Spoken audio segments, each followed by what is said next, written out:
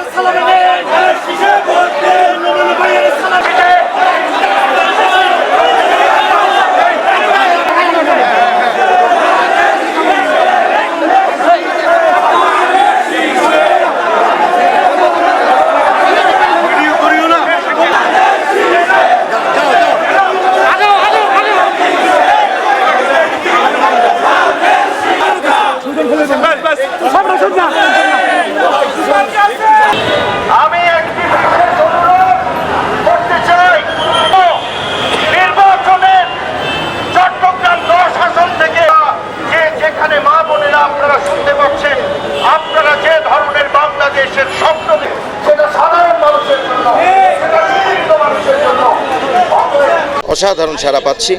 এটা আমি আশা করেছিলাম যে আমি জানি বাংলাদেশের মানুষ, চট্টগ্রামের মানুষ, চট্টগ্রাম 10 আসনের মানুষ মুখিয়ে আছে ভোট দেবার জন্য।